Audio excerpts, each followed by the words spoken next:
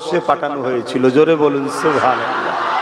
এটা আমাদের আব্বাজানের দেশ, বাপ আদম আলাইহিস সালামের দেশ এটা।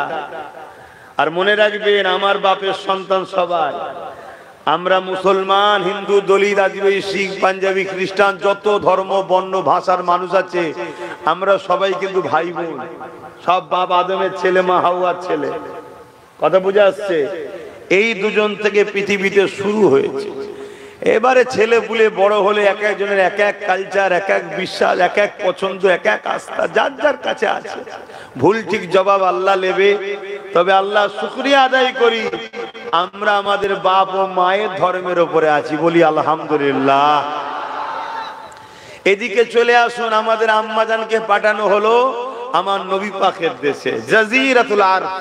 আল জাজিরাতুল আরব সৌদি আরব নয়, ওর নাম আল জাজিরাতুল আরব। ওইখানে আমাদের আব্বাজান, আমাদের আম্মাজান হযরতে আম্মা হাওয়া আলাইহিস সালামকে পাঠিয়েছেন। জোরে বলুন সুবহানাল্লাহ। হিন্দুস্তান হলো বাপ আদমের দেশ, আর নবীর দেশটা হলো আম্মা হাওয়ার দেশ। জোরে বলুন সুবহানাল্লাহ। তো যাক, আমরা ভারতীয় হিসাবে অনেক গর্বিত। আল্লাহ আমাদেরকে অন্য কোন দেশে দেয়নি, বাপের দেশে দিয়েছে। আর এটাও শুনে আরো খুশি হব যারা নবী প্রেমিক। মুসলমানের মধ্যে আবার দুটো কোয়ালিটি আছে বাপ, কিছু মনে করলে হবে না, সত্যটা বলতে হবে। অনেকের মাথায় এখন ঢুকেছে আমরা এখন বিপদে পড়েছি, ওসব কথা বাদ দাও, মিলে জুলে যেতে হবে, এসব শয়তান ঢুকছে আবার কারো কারো মাথায়। এ আর একবার ধ্বংস হবার প্ল্যান। হ্যাঁ, সারা জীবন ধরে আমার নবীকে গাল দিলি, ছোট বড় কথা বলি, রসুলের শানে গোস্তাকি করলি, এখন বলছি মিলে যাও। হ্যাঁ, পাগলামি ধরেছো? হ্যাঁ, মিলতে তো হবে। নবীর প্রেমিকরা এক হয়ে যাও। জোরে বলুন সুবহানাল্লাহ। কার কি পীর, কার কি মুর্শিদ, কে কোন দরবারের, কে কোন উলামার, কে কোন আমির হযরতের, ওসব নিজের কাছে রাখো। যারাই নবীকে ভালোবাসো তোমরা সব এক হও। আর যারা নবীকে ভালোবাসেনি ও বাঁদর কোম্পানিদের সাথে খবরদার এক হবেন না। ও সব ইসলামের দুশমনদের চেলা, আমাদের মধ্যে ঢুকতে চাইছে, ঢুকে আমাদের যতটুকু পাওয়ার আছে এই পাওয়ারটাকেও কেড়ে নিতে চাইছে। আমি বললে বুঝতে পারবেন আগেতে। যাক, আমি যেটা বলতে চাইছি সেটা হলো, আমরা আরো খুশি হব ভারতের মুসলমান যারা আমার রসুলকে ভালোবাসি, যে আমার রসুল পাক সাল্লাল্লাহু আলাইহি সাল্লাম আব্বাজান আদম আলাইহিস সালামের সাথে সর্বপ্রথম ভারতে এসেছিলেন। জোরে বলুন সুবহানাল্লাহ। আরো জোরে বলবেন না? আমি গল্প বলছি না। বাপ আদম আলাইহিস সালামের পেশিনাতে নূরে মুহাম্মদ রসুল ছিলেন। যখন বাপ ভারতে আসে তখন আমার নবী কোথায়? বাপ আদমের পেশিনা মুবারকে রয়েছে নূরে মুহাম্মদ সাল্লাল্লাহু আলাইহি সাল্লাম। আমার রসুল আব্বা আদমের কপাল মুবারকের সাথে লেগে অবস্থায় এসেছিলেন। জোরে বলুন সুবহানাল্লাহ। তাহলে আমরা ভারতীয়রা গর্বিত না গর্বিত নয়? অতএব বাপ, আমাদেরকে শুধু একটা জিনিস চেঞ্জ করতে হবে, একটা জিনিস চেঞ্জ করতে হবে। সেটা হলো কি, যে রাস্তায় হাঁটছি ও রাস্তাটা চেঞ্জ করতে হবে। ওই রাস্তা চেঞ্জ করে একটাই আমাদের রাস্তা, যে রাস্তাটা হলো আমিনা লালের কদমে যাচ্ছে, মোহাম্মদ রসুলের গোলামির রাস্তা। জোরে বলুন সুবহানাল্লাহ। আমরা এই রাস্তা থেকে অনেকটা দূরে সরে গেছি, এটাই হচ্ছে আমাদের ভয়ের কারণ। না হয় এই যে ইসলামের উপরে আঘাত, মসজিদের উপরে আঘাত, কবরস্থান মাদ্রাসার উপরে আঘাত, ইসলামকে মুছে দিবার কথা, মুসলমানদেরকে মারো, মুসলমানরা এই, মুসলমানরা ওই, এসব নতুন কথা নয় বাবা। এসব শুনে শুনে শুনে শুনে ইতিহাস পড়ে পড়ে আমাদের কিছু মনেই হয় না। কথা বুঝে আসছে? আমরা ছোটবেলা থেকে মায়ের কোলে যখন ছিলাম, আমাদের মায়েরা, আপনাদেরও মায়েরা, শোনেন না, আপনাদের মায়েরাও বাই দেখেন না, বাচ্চাদেরকে কোলে করে নিয়ে এসছে না, এরকম বাপেদের সাথে ছোটবেলা থেকেই আমরা কারবালা শুনে বড় হয়েছি, কারবালা শুনে বড় হয়েছি। অতএব জালিম এজিদ যত শক্তিশালী হোক, আমাদের সব ভয়টাই লাগে না। কেন? আমরা ছোটবেলা থেকে কারবালা শুনে বড় হচ্ছি। জোরে বলুন সুবহানাল্লাহ। কথা কিছু মাথায় ঢুকছে? কিন্তু সমস্যা একটা হয়ে গেছে। সেই সমস্যাটা হচ্ছে কি, আমরা মুনাফিকদের চক্রান্তে পড়ে গেছি। মুনাফিকদের চক্রান্তে পড়ে যাওয়ার জন্য মুনাফিকরা আমাদেরকে দুর্বল করে দিয়েছে, সিনার শক্তি কেড়ে নিয়েছে। মনে রাখবেন, এই পৃথিবীতে যারা মানবরূপী পশু, এই পৃথিবীতে যারা ক্ষমতার জোরে মানুষের প্রভু হওয়ার স্বপ্ন দেখে, আমার ওয়াজ ভাব একটু আলাদা হয়, আপনারা জানেন তো নাকি? জেনে শুনেই যখন দাওয়াত করেছেন একটু শুনুন, কেন আমি পেটের জ্বালায় জলসা করতে আসি না, আমার খাবার অভাব নেই। আমাকে খোদা দয়া করে এহসান করে যে বংশে এবং জেনার আওলাদ করে পাঠিয়েছে, আমি দলিজে বেরিয়ে বসলেই আমার পেট চলে যাবে, বেরোতেও হবে না, যে ঘরে থাকি তাও পেট চলে যাবে।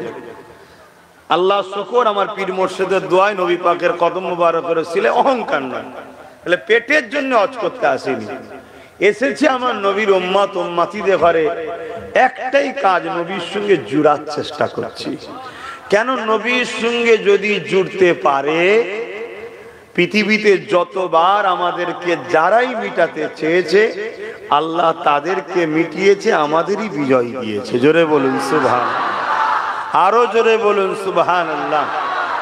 তাই একটু মন দিয়ে শুনবেন, আমার একটুখানি লাইন আলাদা দিকে কথা বুঝে আসছে। কেন আমরা ইসলামকে মসজিদ আর মাদ্রাসার মধ্যে বেঁধে রেখে দিয়েছি? মসজিদ থেকে ইসলামকে বলেছি বাইরে বেরোবি না, আর মাদ্রাসা থেকে ইসলামকে বলেছি বাইরে বেরোবি না। অর্থাৎ মসজিদে গেলে মনে পড়ে কোরআন হাদিসের কথা, আর মাদ্রাসায় গেলে মনে পড়ে কোরআন হাদিসের কথা। এটা একটা মাদ্রাসা, জামে সাগীরে আছে ওয়াজের মাহফিল, এটা একটা মাদ্রাসা। বাকি সব জায়গায় আমরা কোরআন হাদিসের বিরুদ্ধে লেগে গেছি।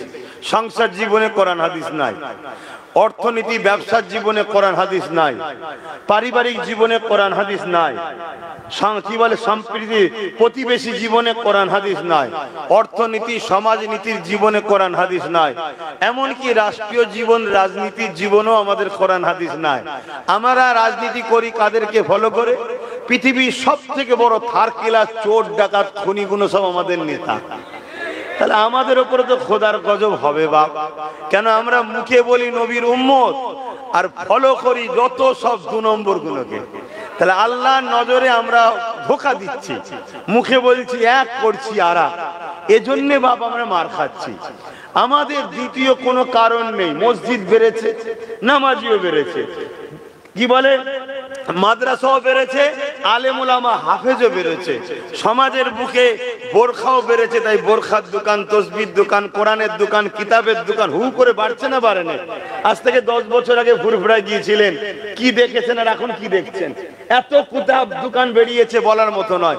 তাহলে সবটাই বেড়েছে, সমস্যা হয়ে গেছে একটা জায়গায়। ডালপালা, ফল পাতা, ফল মূল সব রয়েছে, গাছের মূলটা নষ্ট হয়ে গেছে, ও সারা জীবনের মতো গাছ ধ্বংস হয়ে যাবে। ঠিক না বে ঠিক গো? অতএব এই মূলটা হলো হুজুরের সঙ্গে আদব ও প্রেমের সম্পর্ক। জোরে বলুন সুবহানাল্লাহ। প্রত্যেকটা নিঃশ্বাসে হুজুরকে স্মরণ করতে হবে, প্রত্যেকটা নিঃশ্বাস ছাড়াতে হুজুরকে ফলো করতে হবে। স্বামী স্ত্রী সংসার, কারবার জীবন, অর্থনৈতিক জীবন, এডুকেশন জীবন, ধর্মনীতি, সমাজনীতি, পরিবার নীতি, রাষ্ট্রনীতি, রাজনীতি, সম্প্রীতি নীতি, মানব বন্ধন নীতি, অমুসলিমদের সঙ্গে কিভাবে বন্ধুত্ব করব, সব ক্ষেত্রেই মুহাম্মদ রাসূল হলেন আমাদের মডেল। জোরে বলুন সুবহানাল্লাহ।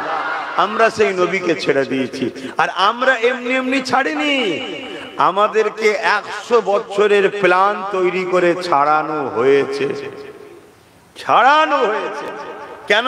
কেন ছাড়ানো হয়েছে?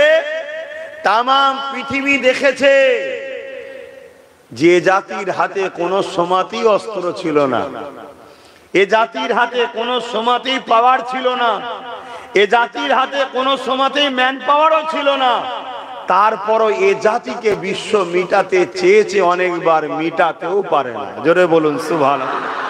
কিছু তো ব্যাপার আছে জাতির, অস্ত্র নেই, ম্যান পাওয়ার নেই, মানি পাওয়ার নেই, মাসুল পাওয়ার নেই, তাহলে তারপরও যেতে কি করে?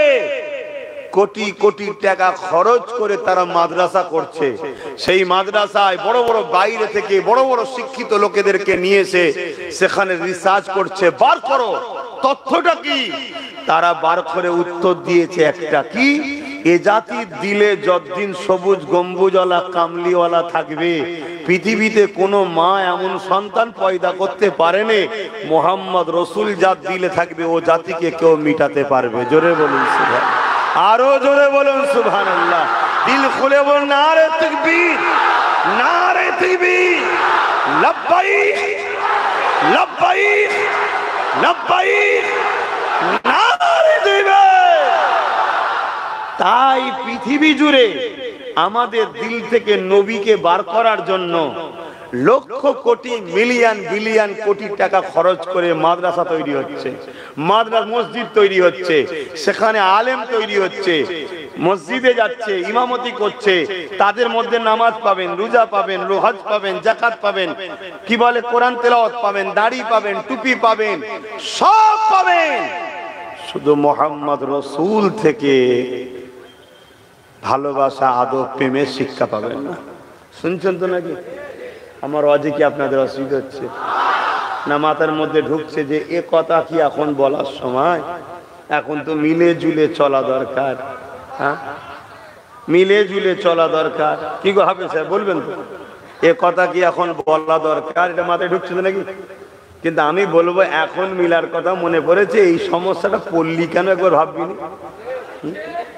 10 বছর ধরে তো আমি বুঝাচ্ছি তোদের অকাপ যাচ্ছে, অকাপ যাচ্ছে, অকাপ যাচ্ছে, অকাপ যাচ্ছে, বলিছি না বলিনি? মসজিদে গেলে মারবে, কবরস্থানে যেতে পারবি না, মা বোনেদেরকে লাশ পুরাতে হবে, 10 বছর ধরে তো বুঝাচ্ছি। তাহলে এখন হঠাৎ করে মনে পড়লো যে এক হতে হবে? ঠিক আছে, এক হবো তো। কে বলছে আমি কি একের বিরুদ্ধে নাকি? আল্লাহ কোরআনে বলছে তোমরা একত্রিত হয়ে থাকো, আমার রশিকে মজবুত করে ধরো। তা আল্লাহর রশিটা কি? কোন বাজারে কিনতে পাওয়া যায়? লিয়াসো ধরবো, বলো আল্লাহর রশিটা কি? আল্লাহর রশিটা কি বলতে হবে তো? আল্লাহর রশিটা হলো মুহাম্মদ সাল্লাল্লাহু আলাইহি সাল্লামের সুন্নাত তরিকা, তার কদম নকশা কদম। জোরে বলুন সুবহানাল্লাহ। যদি কেউ বলে কোরআন, আমি বলবো ঠিকই বলেছে। কোরআনটা কি? আল্লাহর কথা। আল্লাহর কথাটা কি? কোরআনের বাস্তবটা হলো মুহাম্মদ সাল্লাল্লাহু আলাইহি সাল্লাম। জোরে বলুন সুবহানাল্লাহ। হ্যাঁ, আসো, তুমি আমি কার থেকে ফতোয়া জানতে যাচ্ছি? আম্মা জান আয়েশা সিদ্দিকাকে সাহাবা হুজুররা জিজ্ঞেস করছেন, আম্মা জান আমাদের রাসূল কেমন ছিলেন? মন দিয়ে শুনবেন। ভুল যদি কারো হয় শুধরে নেন, তওবা করেন। আল্লাহ বড় দয়ালু, যিনি নমরুদকে একটা খোঁড়া মশা দিয়ে মেরেছে, যে পৃথিবীর রাজা ছিল, যিনি ফেরাউনকে নিম্নদে চুবিয়ে চুবিয়ে মেরেছে, যিনি আব্রাহা বাদশাকে আবাবিল পাখির মারফতে পাথর দিয়ে ছোট ছোট পাথর কোনা দিয়ে মেরেছে, সেই আল্লাহ আজও আছেন। যিনি যিনি চিঙ্গিস খানের ঘোড়াকে পাগল করে দিয়েছিল, পাগল নয় মানে আল্লাহর হুকুমে এমন লাপাতে শুরু করলো, আপনারা জানেন কি জানি না, ওই চিঙ্গিস খান নিজের ঘোড়া থেকে পড়েই ওইভাবে দোদকে দোদকে মরেছিল। আমার আল্লাহ তো তিনি, যিনি যত বড় বড় শয়তান এসেছে সব শয়তান ঠান্ডা করে দিয়েছে। আজও সে আল্লাহ আছে না নাই? শক্তি কি কমে গেছে? হ্যাঁ, অতএব মনে রাখবেন, আমরা যদি আল্লাহর হতে পারি তবে আল্লাহ সাহায্য করবে। কথা ঠিক না বেটি?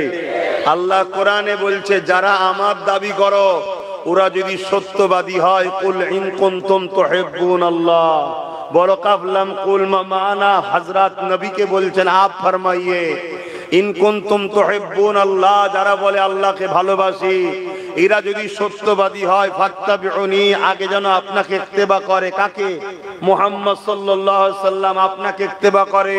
কিন্তু ইত্তেবা কাউকে করতে গেলে ভালোবাসার প্রয়োজন আছে না নাই? এই লোকগুলো এই গরমে এসে বসে আছে, অন্য মলি সাহেব তুললে থাকবে? নিশ্চয় একটু বেশি ভালোবাসে, তাই তো? তাহলে ইত্তেবা করতে গেলে, ফলো করতে গেলে ভালোবাসা দরকার। তো ফাত্তাবিউনি কি अंदर प्यार छुपा हुआ है, लिहाजा माना ये हुआ जो लोग कहते हैं मैं रब ताला को मोहब्बत करते हैं, अगर वो लोग सच है तो फत्तबिउनी, पहले नबी को मोहब्बत के साथ मानना होगा। बोलिए सुभान अल्लाह। তাহলে আল্লাহকে যারা ভালোবাসে তারা যদি ভালোবাসে সত্যি, তাহলে বলতে হবে আগে নবীকে ভালোবেসে মানতে হবে। এটা কার হুকুম? জোরে বলুন, কার হুকুম? এটা কোরআন, তাই তো নাকি? হ্যাঁ। আর এবারে আল্লাহ বলছে যদি আপনাকে কেউ ভালোবেসে মেনে নেয় ও আগফিরু লাকুম, যদি আপনাকে কেউ ভালোবেসে মেনে নেয়, ইউহিব্বুকুমুল্লাহ, হাবিব জানিয়ে দিন আমি আল্লাহ তাদেরকে ভালোবাসবো। জোরে বলুন সুবহানাল্লাহ। আল্লাহ যাদেরকে ভালোবাসবে তারা কামানের সামনে জান্নাত দেখতে পাবে, তারা নুকোবে না। আল্লাহ যাদেরকে ভালোবাসবে তারা AK-47 এর সামনে জান্নাতের খুশবু পাবে, তারা কখনো ঘাবড়াবে না। আল্লাহকে যারা ভালোবাসবে তারা ওই ছোট একটা কথা বলে দিই, এখানে চিঙ্গিস খানের কথাটাই বলে দিই, একটু বলে দিই, নোট করে নেন। চিঙ্গিস খান অনেক বড় জালিম এক রাজা ছিল, পুরো বাগদাদকে উজাড় করে দিয়েছিল। কথা বুঝে আসছে? পুরো বাগদাদের মাদ্রাসা, মসজিদ, লাইব্রেরি আগুন ধরিয়ে ভেঙে চুরমার করে দিয়েছিল।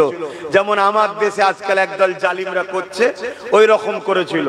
করার পরে ওই চিঙ্গিস খান একদিন একটা মাদ্রাসা 300 উস্তাদকে বন্দি করেছে, করে কাতার দিয়েছে, 3টে কাতারে 100-100 করে দাঁড় করিয়েছে।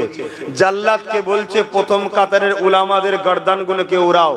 আরে সন্ত্রাস তো তারা যারা ইসলামকে অপছন্দ করে, তারা শুনছেন তো নাকি? জঙ্গিবাদ তো তারা যারা ইসলামের বিরোধী করে, তারা আতঙ্কবাদ প্রকৃত তো তারা যারা ইসলামের বিরোধী করে, তারা। কেন ইসলাম শব্দের মানেই যখন বোঝে নেয় তাহলে সমস্যা হওয়াটা স্বাভাবিক। ইসলাম কাকে বলে আমরা মুসলমানরাই জানি না, আমরা মনে করি দাড়ি টুপি নামাজ রোজা এটাই হলো ইসলাম। না বন্ধু, ইসলাম এটা যেমন এটা ব্যক্তি জীবনের ইসলাম, সমাজ জীবনের ইসলাম হলো ক্ষুধার্ত মানুষকে খানা খাওয়াবার নাম ইসলাম। জোরে বলুন সুবহানাল্লাহ। সে ক্ষুধার্ত যে কোনো ধর্মের হতে পারে, তার ধর্ম দেখো না, সে ক্ষুধার্ত তাকে খানা খাও। ক্ষুধার্ত মানুষ যদি বিপদে পড়ে তার পাশে দাঁড়িয়ে তার বিপদ মুক্ত করার নাম ইসলাম। জোরে বলুন সুবহানাল্লাহ। বুকে হাত দিয়ে বলুন, অস্ত্র অনেক শুনেছেন।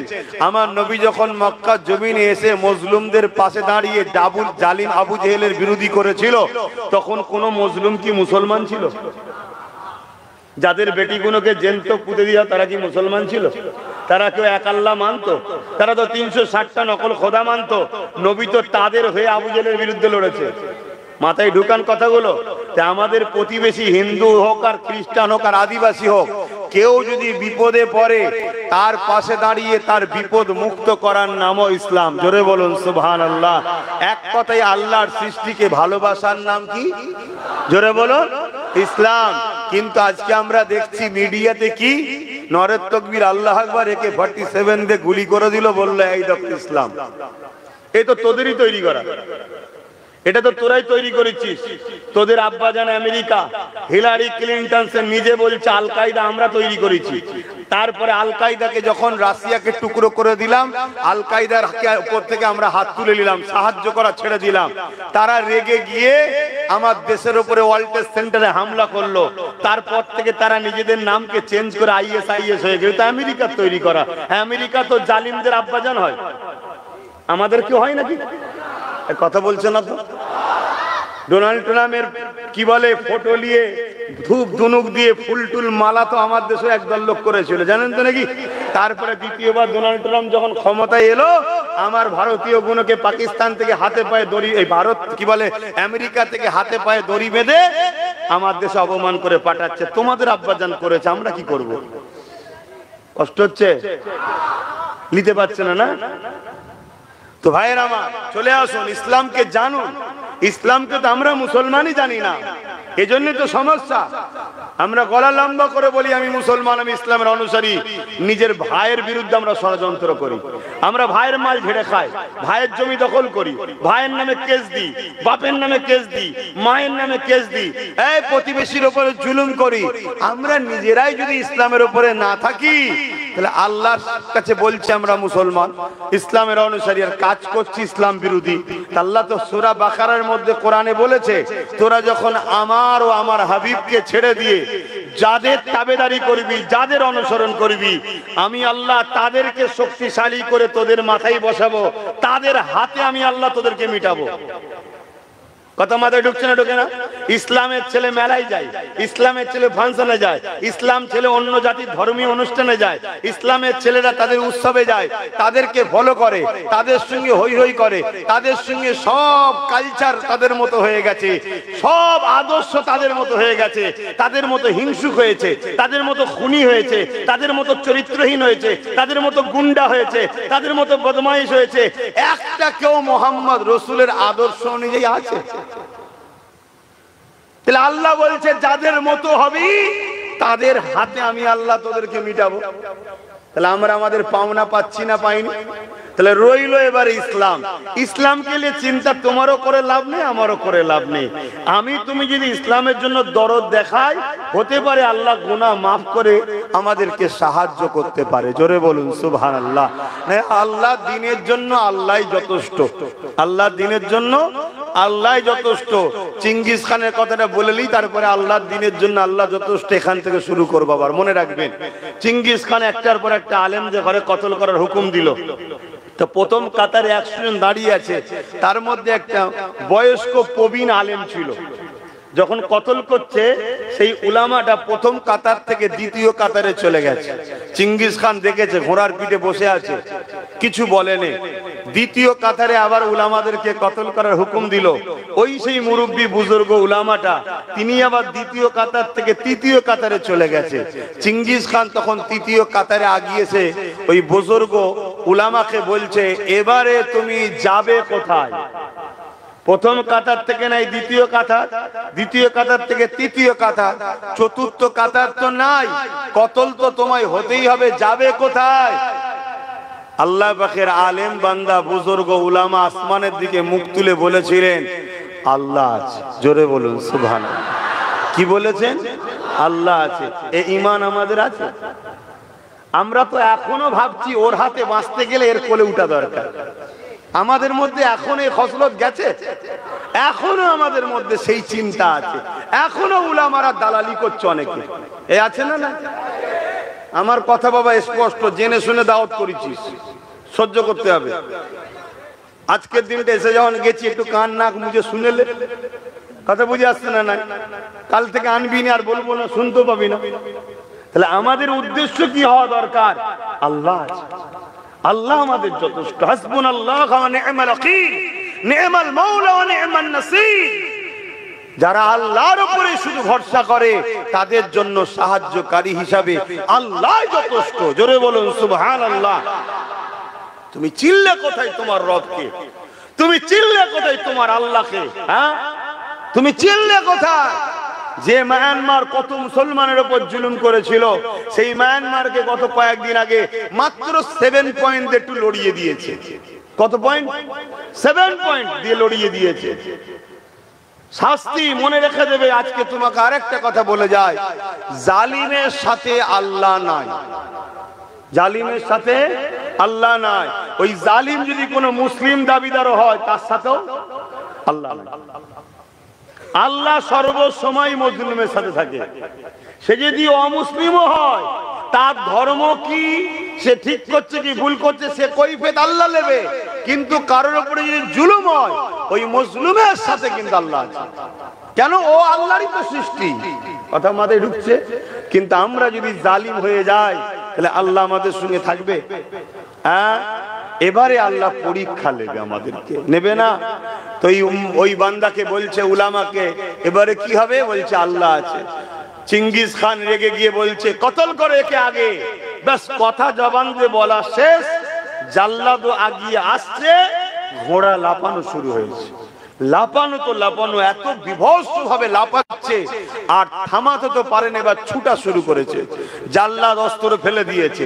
চিঙ্গিস খানের সৈন্যরা চিঙ্গিস খানকে বাঁচাবার জন্য তার পিছনে ঘোড়ালে ছুটছে, আর ঘোড়া জান প্রাণ নিয়ে ছুটে যাচ্ছে। কোনোদিন ওইভাবে ঘোড়া ছোটে নে আর ওইভাবে লাপায়ও নে।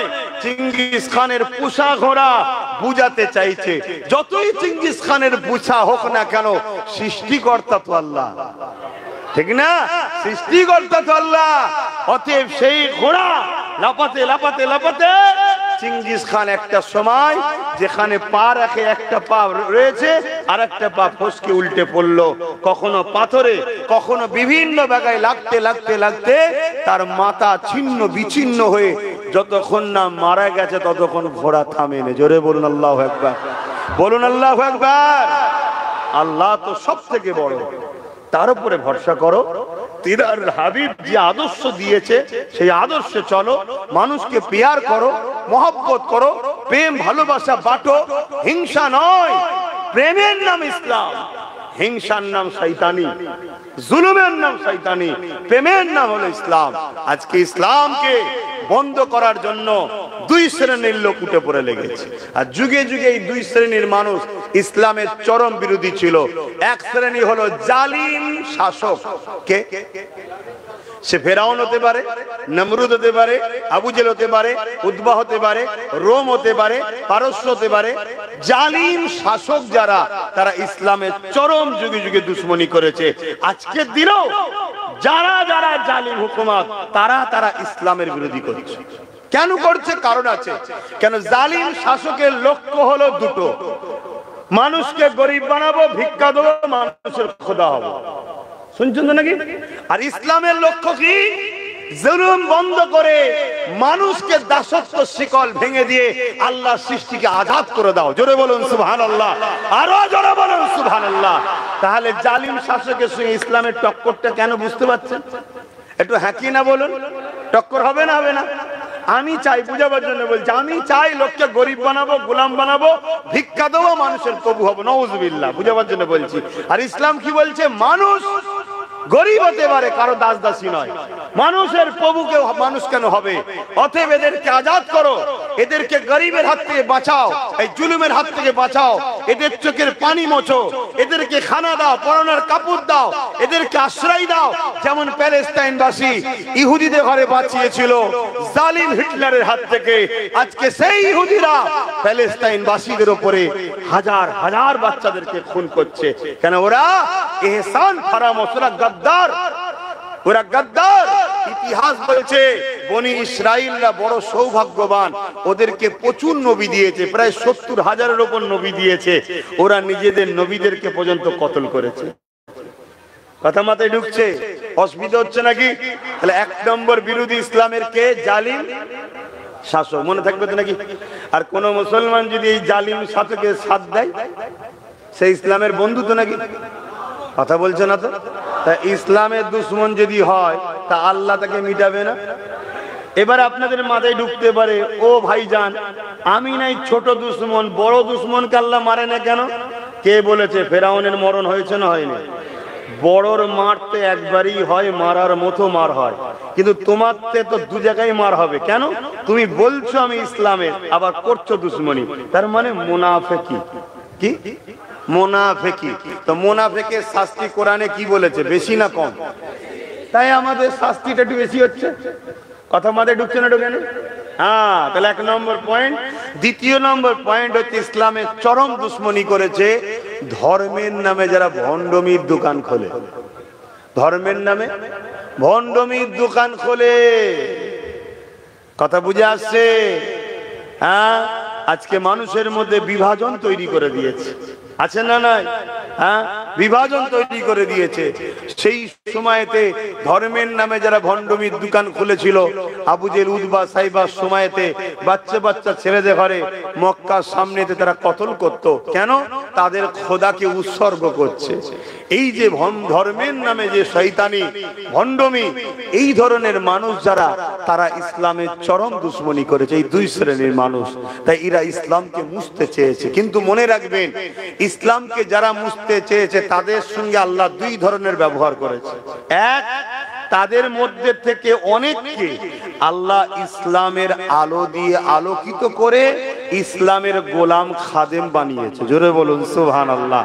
দ্বিতীয়, ফেরাউনের মতো, নমরুদের মতো তাদেরকে আল্লাহ একেবারে ধ্বংস করে দিয়েছে। মনে থাকবে? তা দুই ধরনের ব্যবহার করেছে। এক হলো আল্লাহ পরিবর্তন করে দিয়েছে, করে ইসলামের খাদেম। যেমন আমার দেশে বাবরি মসজিদে প্রথম যে আঘাত করেছিল, জানেন তো নাকি? যে প্রথম আঘাত করেছিল, আল্লাহ তাকে যখন ইসলামের আলো দিল, সে মুসলমান হলো, 100টা মসজিদ তার হাতে আল্লাহ বানিয়ে দিল। জোরে বলুন সুবহানাল্লাহ।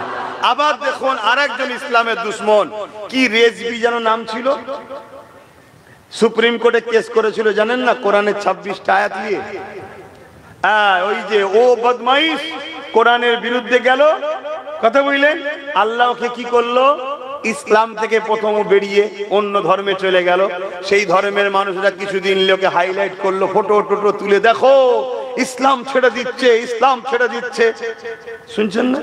যেমন রিসেন্ট একজন বললো আমি ছেড়ে দিচ্ছি, তদন্ত করে দেখা যাচ্ছে এর আগে 25 বার আরো বলেছে ছেড়ে দিচ্ছে। শুনছেন তো নাকি? ও 25 বার ছাড়া হয়ে গেছে একবার, ওর শখ একটু হাইলাইট হবে, কিন্তু ওকে কেউ ভিক্ষা দিচ্ছে না।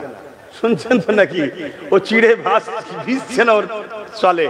তো যাই হোক, তো এই যে কথা বললাম যে 26টা কোরআনের আয়াতের কেস করেছিল, লাস্টে এখন তারাও ওকে লাথি মেরে বার করে দিয়েছে। ব্রো তুই তোর জাতের থেকে জেলিয়েছিস, আমাদের কাছে এসেছিস ওখান থেকে, দেখুন এখন কুকুরের মতো ফুটপাতে ঘুরছে। শুনছেন তো নাকি? তাহলে দুটো সিস্টেম দেখালাম, এবার আগিয়ে চলুন। আমার নবী পাক সাল্লাল্লাহু আলাইহি সাল্লাম যখন দ্বীনের প্রচার করলেন, আল্লাহ নবী বড় হলেন, কাবা শরীফের সামনে দাঁড়িয়ে গেলেন। মক্কার মানুষ, এলাকার মানুষ দিওকে ডাক দিলেন, হে আমার প্রতিবেশী এলাকার মানুষেরা, এদিকে সবাই আসো। সবাই আমার নবী পাকে ডাকে সাড়া দিলেন, কেননা 40 বছর ধরে তারা আমার নবী পাককে দেখতে লেগেছে। আমার নবীর পাকের আখলাক, আমার নবী পাকের চরিত্র, আমার নবী পাকের আদর্শে পুরো মক্কার মানুষ বড় পাগল দিবানা হয়ে গিয়েছিল। এই নবী পাক যখনই ডেকেছে, তারা কাবা শরীফের সামনে এসে ভিড় করেছে।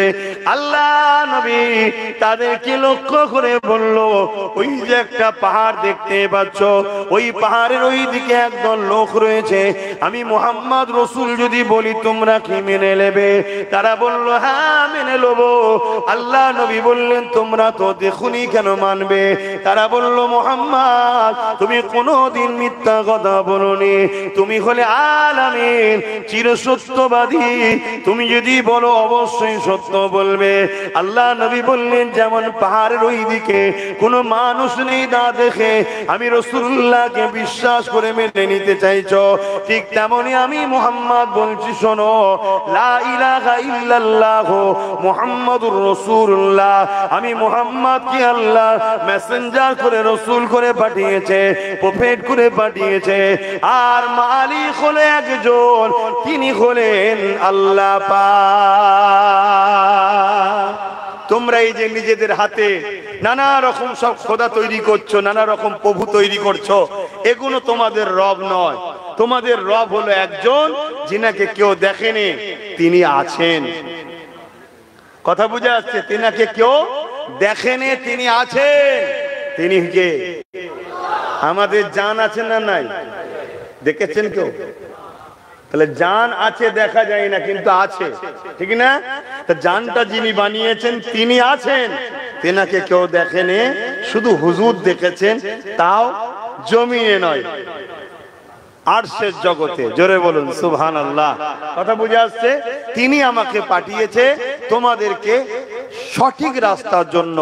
যারাই একটু আগে বলল আপনি চিরসত্যবাদী, তারা বলল না, আপনার কথা মানা যাবে না, কেন আমার বাপ দাদা এসব করেছে, আমরা কেন করব না? ব্যাস মুখ ফিরিয়ে চলে গেল। আল্লাহ নবী পরের দিন আবার দাওয়াত দিচ্ছে। আবু জেহেলের কানে খবর চলে গেছে। আবু জেহেল দেখছে মুহাম্মদ রসুল যা বলছে ঠিকই, কিন্তু মুহাম্মদ রসুলের দিকে যদি চলে যায় লোকগুলো, তাহলে আমি যে এদেরকে আমার গোলাম বানিয়ে রেখেছি, ভণ্ডমি দিয়ে, 2 নম্বরই দিয়ে আমি যে আমার গোলাম বানিয়ে রেখেছি, তাহলে আমার থেকে যদি পালিয়ে যায়, তাহলে আমার তো ক্ষমতা শেষ, রুখতে হবে। আমার রাসূল পাক সাল্লাল্লাহু আলাইহি সাল্লাম যেই দিনের মেসেজ দিতে গেল, আবু জেহেল আগিয়ে এসে আমার নবীর সঙ্গে বিয়াদবি করেছে, গায়ে হাত পর্যন্ত তুলেছে। শুনছো?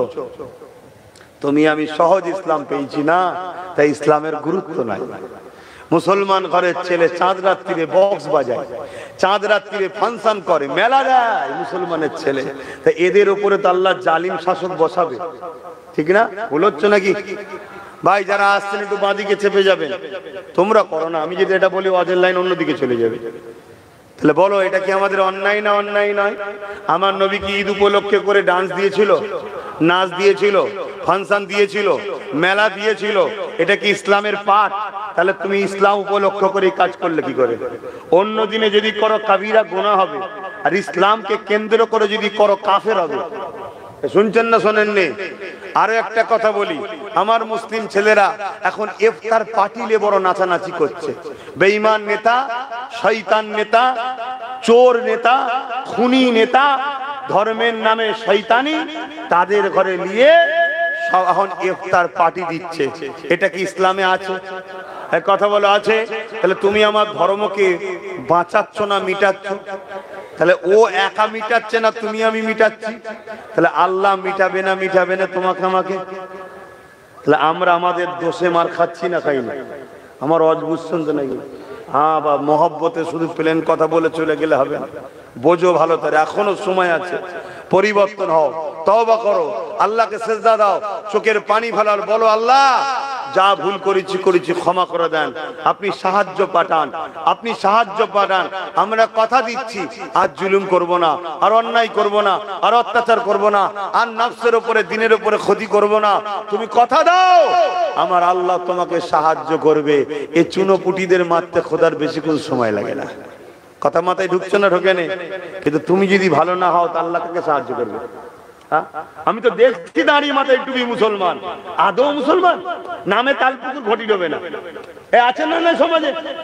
তাহলে আমরা যদি সেই রকম হয়ে যায় যে নামে তালপুকুর পানিই নেই, নামে মুসলমান, আখলাক চরিত্র লেবাসে উঠাতে বসাতে কোন জায়গাতে মোহাম্মদ রাসূলের আদর্শ নেই, তাহলে আমরা ধ্বংস হব না? বলো, কথা বলো। বাপেরা, নওজোয়ান তরুণেরা, এ নবী পাকের প্রেমিকেরা, আল্লাহ নবী শুনিয়া বুঝেল বিরোধী করে ফেললো, নবী পাকের গায়ে হাত তুলে ফেললো। আল্লাহ নবী মনে দুঃখে ঘরে চলে আসলে আমার নবী পাক পরের দিন আবার দাওয়াত দিতে গেল। আমার নবী পাকের কথা শুনে হযরত আবু বকর সিদ্দিক আমার নবী পাকের হাতে হাত দিয়ে নবী পাকের পাশে দাঁড়িয়ে গেলে। অনেক বড় কথা আমি যেটা বোঝাতে চাইছি, এইভাবে 39 জন ইমানের নূরে কালেমা পড়ে আমার নবী পাকের সাথে সাথ দিয়েছে। আমাদের সমাজে একদল মানুষ প্রচার করে বেড়ায় ইসলাম নাকি অস্ত্রের জোরে, তরোয়ালের জোরে নাকি দুনিয়ায় এসেছে। তা মনে রাখবে, ইসলাম যদি অস্ত্র তরোয়ালের জোরে আসতো, আমার নবী পাক তো একা ছিল, পুরো দুনিয়ার মানুষ তো নবীর বিরুদ্ধে লেগেছিল। এ যুবকেরা, তরুণেরা, বাপেরা, কিন্তু যারা প্রচার করছে আজকে সোশ্যাল মিডিয়ায় দেখতে পাচ্ছে, লোকে নুগি শাড়ি বিতরণ করে, তারা আজকে অস্ত্র বিতরণ করছে। দেখছেন না? দেখেন, ইসলাম অস্ত্র দ্বারা আসেনি, ইসলাম এসেছে লাকাদ কানা লাকুম ফি রাসূলিল্লাহি উসওয়াতুন হাসানা, নবীর উত্তম মডেল আদর্শ ভালোবাসাতে মানুষ ইসলাম অ্যাকসেপ্ট করেছে। জোরে বলুন সুবহানাল্লাহ। আজকে আমেরিকা, ইউরোপ, দুনিয়ায় কারা রাজত্ব করছে? ইসলাম। কথা বলুন না গো।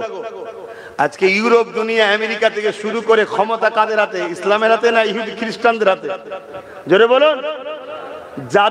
যাদের বুলি হলো আমেরিকা থেকে ইসলামকে মুছে দেবো, বুশ বলেছিল না? বলেন, সেই বুশের কন্যাকে আল্লাহ কোরআনের হাফেজা বানিয়েছে। জোরে বলুন সুবহানাল্লাহ। অলরেডি ইউরোপ, দুনিয়া, যেমন আমরা এশিয়া মহাদেশের মানুষ, আমরা এশিয়া মহাদেশ, ইউরোপ মহাদেশের মানুষ যারা, ইউরোপ দুনিয়ার মানুষ যারা, তাদের মিডিয়া, তাদের কলম, তাদের লোক, তাদেরই সব, তারা রিপোর্টিং করছে কি আগামী 40 থেকে 45-এর মধ্যে ইউরোপ দুনিয়া সংখ্যাগুরু হবে ইসলাম। জোরে বলুন সুবহানাল্লাহ। ওদেরকে কে মারছে, কে ধরছে? সব তো তোমাদের হাতে, ঠিক না? যেমন আমার দেশের কথা বলি, শুধু একটাই কথা বাজারে চলছে, চলছে না? চলছে না?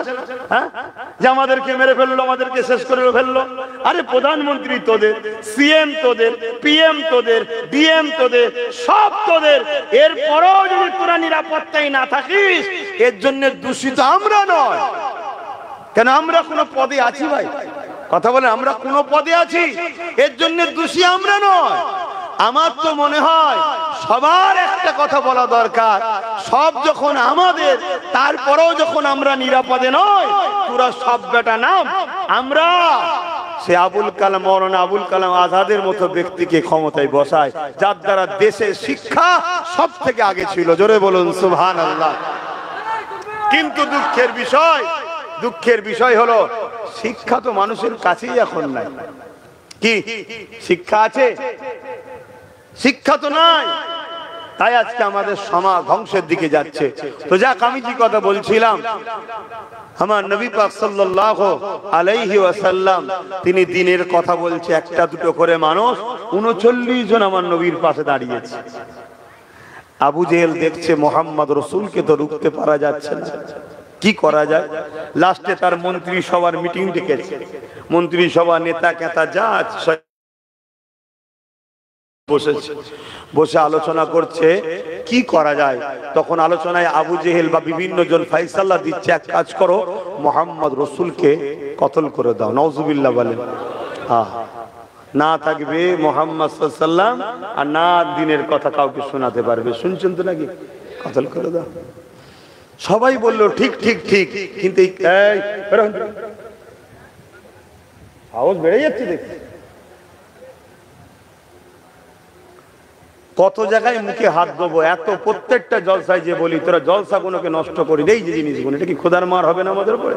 দেখেন মোবাইল, কত জায়গায় বলবো। এমনিতে এসেছি ৮ ঘন্টা লেটে, তো তোদের মোবাইল সামলাবো না, মানা করবো না, অজ করবো, ঠিক না? তা আবু জেহেল বলল ঠিকই, কিন্তু কে মারতে যাবে, সাহসটা কে নেবে? ওই সময় ওই মজলিসে একজন বসেছিল, নাম তেনার উমার। তখন শুধু নাম ছিল উমার, খাত্তাবের বেটা উমার, কিন্তু আমি তার ওইভাবে লিখতে পারবো না।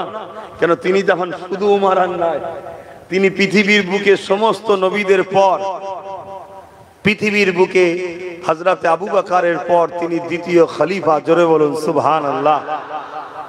আহা, কি সম্মানিত হয়ে গেল। ইসলামকে মুছে দিবে, রাসূলকে কতল করবে, নাউজুবিল্লাহ। তিনি বললেন আমি পারবো, কি দেবে? আবু জেহেল বলল অনেক ঘোড়া দেবো, উট দেবো, সোনা দেবো, এটা দেবো, সেটা দেবো। আবু জেহেল বলল, হযরত ওমর বললেন ঠিক আছে, তবে যেটা দেবে বলছো যদি না দাও আমি তোমায়ও ছাড়বো না। তবে শোনো, আমি বেরোচ্ছি, তুমি মালপত্র রেডি করো, কালকে সূর্য উঠবে, মুহাম্মদ রাসূল উঠবে না। ৩৯ জন হয়েছে, ৪০ আর হবে না বলে যাচ্ছে ওমর ফারুক। বাবেরা, অনেক বড় কথা সংক্ষেপ করে বলি, রাস্তায় অনেক কিছু ঘটেছে, বোনের কাছে গেছে, ওদিকে আমি যাচ্ছি না। যাবার সময় বলেছিল ৩৯ থেকে ৪০ হতে দেব না। আমার আল্লাহ ফারিস্তাদেরকে জানিয়ে দিলে, এ ফারিস্তা উমরকে যেতে দে, আমি আল্লাহ উমরকে ৪০ বানাবো। আরো জোরে বলুন সুবহান আল্লাহ।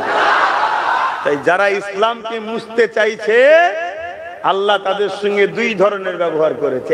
এক, তাকে ইসলামের মধ্যে ঢুকিয়ে ইসলামের খাদেম বানিয়েছে, আর নচেত তার নাম নিশানাকে আল্লাহ মিটিয়ে দিয়েছে। শুনছেন তো?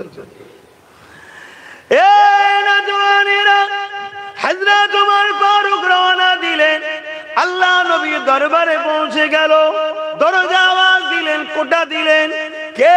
ভেতর থেকে সাহাবারা জিজ্ঞাসা করলো। বাইরে থেকে আওয়াজ এসে গেল, আমি খাত্তাবের বেটা উমর।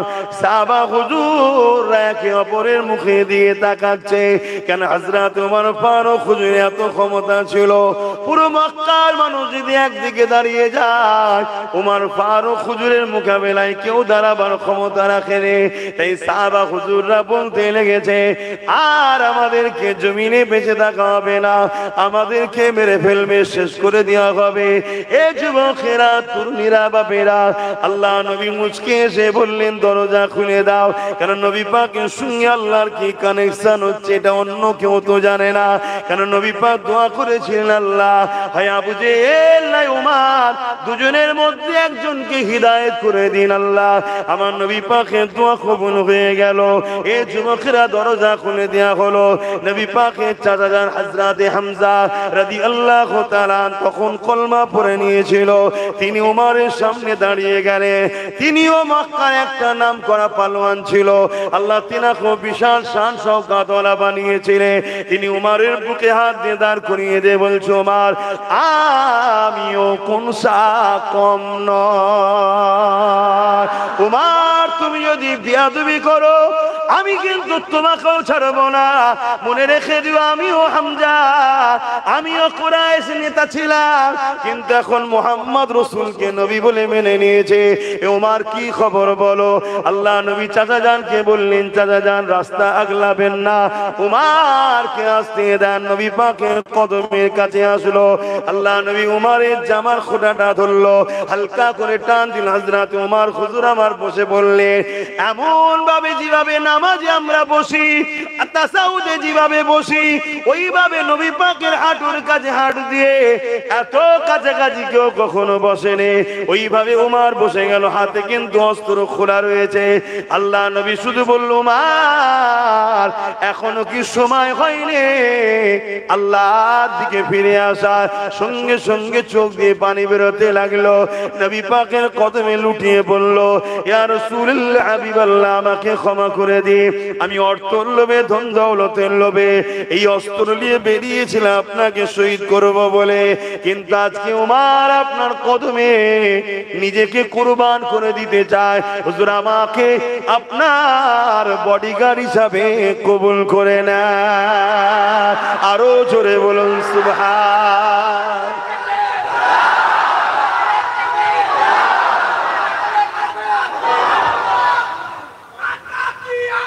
মারহাবা মারহাবা মারহাবা मारहबा, रसूल के गुलाम है, मौत भी कबूल है। अल्लाह अकबर। আসুন আমরা রাস্তাকে পরিবর্তন করি, আমাদের চলার স্টাইল ভুল হচ্ছে। আমাদেরকে 100 বছরের পরিকল্পনা থেকে আজকে আমরা সেই জায়গায় এসে পৌঁছেছি।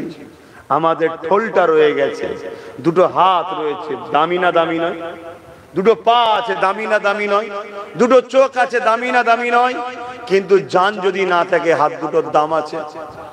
তা নামাজ আছে দামি, রোজা আছে দামি, হজ আছে দামি, কিন্তু ঈমান যদি না থাকে? তাই আমাদের ঈমানটা বার করা হচ্ছে কোথা থেকে? মসজিদ থেকে, মাদ্রাসা থেকে, মাহফিল থেকে, ছদ্মবেশী মুনাফিক উলামাদের দ্বারা আমাদের ঈমানকে বার করা হচ্ছে। তাই মনে রাখবেন, যেমন সোনা চিনতে গেলে কোষ্টি পাথর দরকার, মুমিন না মুনাফিক চিনতে গেলে দাড়ি টুপি নামাজ রোজা আলেম দেখলে ধরা যায় না, মুহাম্মদ রাসূল আছে কিনা দেখতে হয়। জোরে বলুন সুবহানাল্লাহ। আসুন আমরা অঙ্গীকারবদ্ধ হই, প্রত্যেকটা খানকাতে, প্রত্যেকটা মজলিসে, প্রত্যেকটা জলসাতে, প্রত্যেকটা মসজিদের জুম্মার খুতবাতে 100টা যদি বয়ান হয়, 70টা বয়ানে উম্মতকে নবী চিনাবার অঙ্গীকার নিই। এই উম্মতটা নবী চেনে রে, এই উম্মত জানে রে আমাদের নবী তিনি যিনি সূর্যের উপরে রাজত্ব করেছে। জোরে বলুন সুবহানাল্লাহ। আমাদের নবীর ইশারাতে সূর্য গোলামীর পরিচয় দিয়ে উঠে এসেছে। জোরে বলুন সুবহানাল্লাহ। আরে আমরা তো তিনার গোলাম, আমাদের নেতার এক আঙুলের ইশারা চাঁদ নিজেকে দুটুকরো করেছে। আমাদের নবীর রাজত্ব চাঁদের উপরেও চলেছে। জোরে বলুন সুবহানাল্লাহ। উম্মতে মুহাম্মাদি নিজেকে চেনো, যার নেতা চাঁদের নেতা, যার নেতা সূর্যের নেতা, সেই উম্মত আজকে মদ খোর, মাতাল খোর, বেনামাজি, গাদ্দার, কাফের, বেঈমান, মুনাফিকদের পাচনে যদি বেড়ায়, এই উম্মতকে কাটবে, এটা স্বাভাবিক। এই উম্মত শেষ হবে, এটা স্বাভাবিক। কথা মাথায় ঢুকছে না? ঢোকে না? আজকে বড় ভুল হয়েছে আমাদের, আমরা নিজেরা এর খিসারত ভোগ করছি। তাই এখনো সময় আছে। আমার কাছে বাপ একটাই কথা, ফিরে আসো হুজুরের কদমে, ফিরে আসো আমার রাসূলুল্লাহর কদমে, নবীকে মডেল বানাও যে কোনো ক্ষেত্রে। শুনছেন তো নাকি? আবার এই ওয়াজ করার পরে আমাদেরই সমাজের আবার একদল দালাল বক্তা আছে, জালিম সরকারদের অর্থ খাওয়া 2 নম্বর হারামখোর গাদ্দার বক্তা আছে। তারা আবার কি বলবে? এটা তো ইসলামিক কান্ট্রি নয়, এখানে মোহাম্মদ রসুলের কথা কেন চলবে? শুনছেন না? শোনেন, চিন্তা করছেন কত বড় শয়তানে। হ্যাঁ, আবার অনেকে বলবে ইসলামে তো খেলাফত সিস্টেম। এই আমার নবী খেলাফত সিস্টেম যে কোনো মুসলিম আরব যে কোনো সংখ্যাগুরু হয় সেখানে হয়, যেখানে কি বলে সর্বধর্মের বসবাস। মদিনা শরীফে রসুল যখন রাষ্ট্র কায়েম করেছিল সর্বধর্মের মানুষকে নিয়ে কিভাবে চলতে হয় ওটা নবী শিখিয়েছে না শেখায়নি? কিন্তু আজকে আমাদেরকে কিভাবে মিস ইউজ করছে দেখেছেন? তাহলে কারা মিস ইউজ করছে? আমাদেরই গাদ্দাররা। তাহলে এই ভারতে গণতান্ত্রিক দেশ, সর্বধর্মের মানুষের দেশ, সবার ধর্মের ধর্মীয় নেতার কথা চলছে, সবার ধর্মের ধর্মীয় নেতাদের কথা চলছে, সমস্ত ধরনের যারা কি বলে মানুষ আছে সবার কথা চলছে। আমার রাসূলুল্লাহর কথা চলবে না? যার মতো মানুষ পৃথিবীতে আসেনি আর আসবে না, সৃষ্টিকর্তা নিজে বলছে ইন্নাকা লাআলা খুলুকিন আযীম, সবথেকে উত্তম চরিত্রওয়ালা হলো মুহাম্মদ রাসূল। জোরে বলুন সুবহানাল্লাহ। পৃথিবীর বুকে তিনার মতো মহান রাষ্ট্রনায়ক দ্বিতীয় কেউ নেই, পৃথিবীর বুকে তিনার মতো শ্রেষ্ঠ লিডার দ্বিতীয় কেউ নেই, পৃথিবীর বুকে তিনার মতো উত্তম আদর্শওয়ালা দ্বিতীয় কেউ আসেনি আর আসবে না, তিনার মতো উত্তম চরিত্রওয়ালা মডেল পৃথিবীতে কেউ আসেনি আর আসবে না, তিনার মতো উত্তম বাবা পৃথিবীতে কেউ আসেন আর আসবে না। এটা আমার আব্বাজানের কথা বলছি না, সৃষ্টিকর্তার কথা বলছি। সৃষ্টিকর্তা কালামুল্লাহর মধ্যে বলেছে, আর কালামুল্লাহ যদি সৃষ্টিকর্তার কথা না হতো তাহলে 1000 বছর ধরে 1500 বছর ধরে এর মধ্যে অনেক ভুল বেরিয়ে যেত। যেমন অনেক জায়গায় অনেক কিতাবে ভুল বেরোচ্ছে, সংশোধন হচ্ছে, সময়ের আবহাওয়ার সঙ্গে পাল্লা দিয়ে পাচ্ছে না, তাই আবার নতুন করে সেটাকে সংস্কার করা হচ্ছে, নানা রকম চলছে। আমেরিকাতে একটা কম্পিউটার তৈরি করা হলো, ওই কম্পিউটারে কোন গ্রন্থ সৃষ্টিকর্তার এটা নির্ভেজাল রিসার্চের জন্য এর জন্য পরীক্ষা করা হলো, যেটাই দেয় রং রেড আলো জ্বলে, কোরআনকে যখন দেয়া হলো গ্রিন আলো জ্বলছে। জোরে বলুন সুবহানাল্লাহ, আরো জোরে বলুন সুবহানাল্লাহ। চলে আসুন কোরআন কালামুল্লাহ। কোরআন যদি কালামুল্লাহ না হতো তাহলে বলুন বাপজান আমার, ভাইজান আমার, পৃথিবীতে যত কিতাব আছে সব কিতাবকে চলো বড় আদবের সাথে, ঝগড়া নয় আদবের সাথে, আটলান্টিক মহাসাগর, বঙ্গোপসাগর বা বিভিন্ন জায়গাতে দাফন করে দেয়া হোক, ফেলে দিয়া মানে পানিতে ফেলে কি বলে দিয়ে দেয়া হোক। মনে রাখবে কোরআন ছাড়া দ্বিতীয় পৃথিবীতে কোনো কিতাব আর দ্বিতীয়বার হবে না। জোরে বলুন সুবহানাল্লাহ। কেন? কোরআন আমার সৃষ্টিকর্তা আল্লাহ ওয়াদা করেছে কোরআনের হেফাজতের দায়িত্ব আমি নিচ্ছি। তাই কোরআন কয়েক কোটি হাফেজ আছে যাদের সিনাতে কোরআন আছে। জোরে বলুন সুবহানাল্লাহ। কয়েক কোটি আলেম আছে, হাফেজ কোরআন বলবে আর হাফেজ মওলা কোরআন তেলাওয়াত করবে, আর আলেম যে জবর পেশ নুকতা দিয়ে লিখতে থাকবে। জোরে বলুন সুবহানাল্লাহ। কোরআনের মুজিজা এটা যে কোরআন আমার রাসূলের সবথেকে বড় মুজিজা হলো কোরআন শরীফ। জোরে বলুন সুবহানাল্লাহ। শুনছেন তো নাকি? তাহলে সেই কোরআন বলছে মুহাম্মদ রাসূল সর্বকালে সর্বশ্রেষ্ঠ মহানায়ক। বাইবেল থেকে শুরু করে যত ধর্মগুরুরা রয়েছেন সবাই তারাও বলেছেন যে মুহাম্মদ সাল্লাল্লাহু আলাইহি ওয়াসাল্লাম সর্বকালে সর্বশ্রেষ্ঠ। জোরে বলুন সুবহানাল্লাহ। খ্রিস্টান ধর্মের এক মহাযাজক মাইকেল এইচার তিনি একটা কিতাব লিখেছে, সেই কিতাবের মধ্যেও লিখছে 100 জন পৃথিবী বিখ্যাত মনীষীর নাম। তিনি নিজে একজন ঈসা নবীর মান্যওয়ালা, তারপরেও তিনি নম্বর 1 এ দিচ্ছেন মুহাম্মদ রাসূল হলো পৃথিবীর শ্রেষ্ঠ। জোরে বলুন সুবহানাল্লাহ। তো সেই নবীকে অনুসরণ করা আমাদের দরকার আছে না? আমার নবীর কোন আদর্শটা সমাজ বিরোধী, আমার নবীর কোন কথাটা মানব বিরোধী, আমার নবীর কোন কথাটা মনুষ্যত্বের বিরুদ্ধে, আমার নবীর কোন কথাটা সমাজের বিরুদ্ধে, একটা কেউ প্রমাণ করতে পারবে? কথা বলেন। তাহলে তিনি যখন সব থেকে উত্তম, কে মানুষ চাই না মানুষ, আমি যখন দাবি করি তেনার উম্মত, আমাকে তেনার নকশা কদমে চলা দরকার আছে না? না।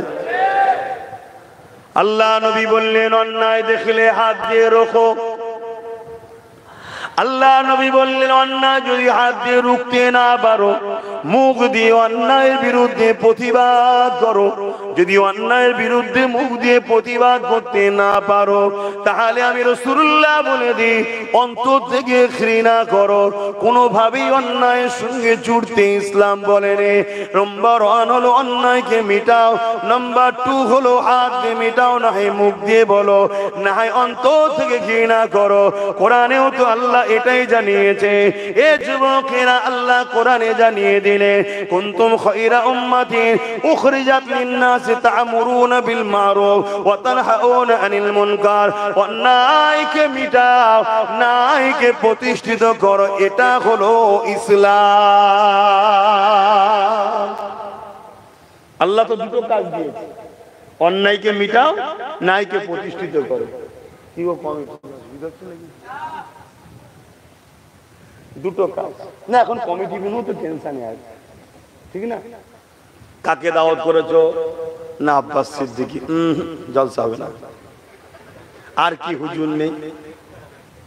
ওনাকে বাদ দিয়ে যাকে খুশি নিয়ে আসো। এমনও অফার পাওয়া যায়, ওনাকে বাদ দাও, 1-2 লাখ টাকা আমি বলে করে দিচ্ছি। কথা বুঝছেন না? বোঝেন না? সেই জন্য জিজ্ঞেস করছি, অসুবিধা হচ্ছে নাকি? আর তোমরা যদি আমায় দাওয়াত না করো, আমি খাবো কি? কি এরম যদি কেউ মনে করে, আমার মনে হচ্ছে বড় বুক আর কেউ নেই। এই এতগুলো লোক বসে আছে, কেউ জলসা করে খায় নাকি? হ্যাঁ, কি করে খায়? এক একজনকে আল্লাহ এক এক ভাবে খাওয়ায়, ঠিক না? এতগুলো লোককে আল্লাহ বিনা জলসাতে খাওয়াতে পারে, তা আর একটা আব্বাস সিদ্দিকীকে জলসা ছাড়া খাওয়াতে পারে না আল্লাহ? রেজেক আমার জলসা নয়, রেজেক হলো আমার আল্লাহ। রেজেক তোমার কাজ কাম নয়, রেজেক হলো আল্লাহ। আল্লাহ রেজেকের মালিক। মনে রাখবে, 7 তবক জমিনের নিচে, সাগর মহাসাগরের নিচে, সেখানেও ক্ষুদ্র ক্ষুদ্র পশুগুলোকেও, সৃষ্টিগুলোকেও টাইমে টাইমে আল্লাহ খাবার পৌঁছায়। জোরে বলুন সুবহানাল্লাহ। পৃথিবী, সারা পৃথিবীর 2 জন বাদশা ছিল মুসলমান সারা পৃথিবীর, আর 2 জন ছিল অমুসলিম সারা পৃথিবীর রাজা। কথা বুঝে আসছে? সারা পৃথিবীতে তারা হুকুমত করেছে, বাকি সব ছোট ছোট ছোট ছোট। তাই মুসলমানদের মধ্যে হযরত সুলাইমান আলাইহিস সালাম, তিনি ছিলেন পৃথিবীর রাজা। আর শুধু পৃথিবীর মানুষের নয়, জিন, দানব, কি বলে, মখলুকাতের উপরে তিনার রাজত্ব চলেছে। কথা বুঝে আসছে? মানে কি বলে, পিপিলিকাতে শুরু করে, জিন থেকে শুরু করে, এর উপরে তিনার রাজত্ব চলেছে। তো একদিন তিনি আল্লাহ পাককে বলছেন, আল্লাহ আমাকে, আমার একটু শখ গেছে, আমি আপনার সৃষ্টিকে খাওয়াবো, আপনার মখলুককে খাওয়াবো। আল্লাহ বলছেন, নবী সুলাইমান, তুমি পৃথিবীর রাজা হতে পারো, কিন্তু মনে রেখে দিও, তোমাকেও রাজা আমিই বানিয়েছি। বলুন সুবহানাল্লাহ।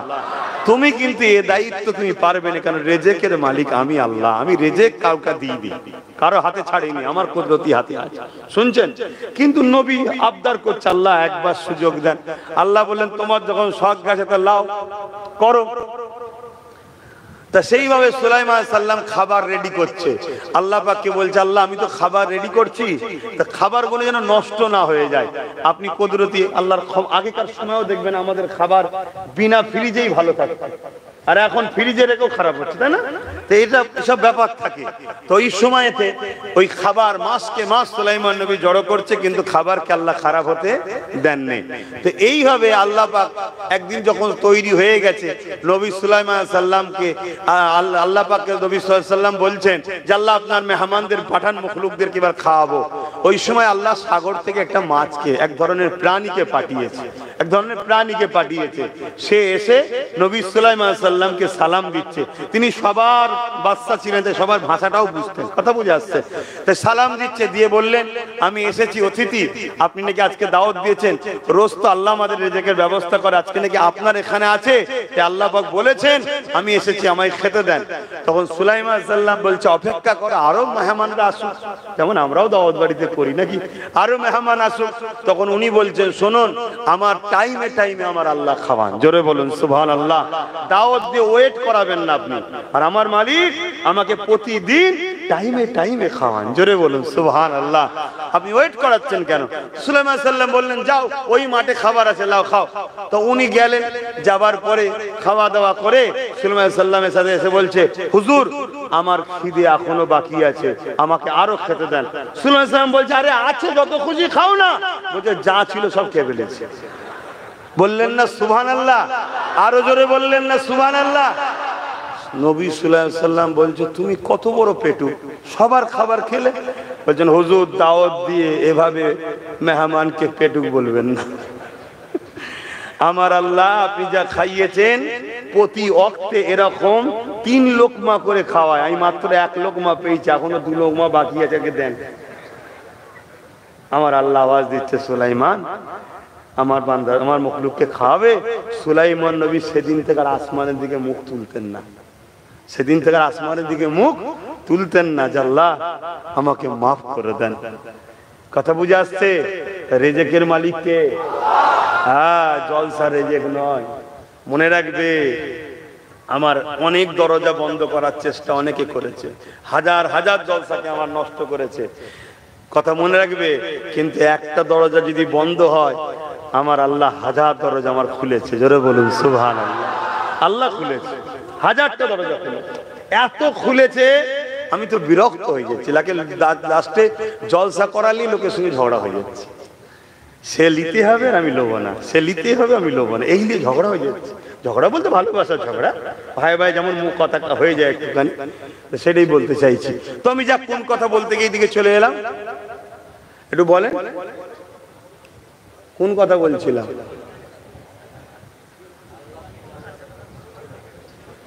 তাহলে কি ওয়াজ শুনছেন বলেন তো? হ্যাঁ,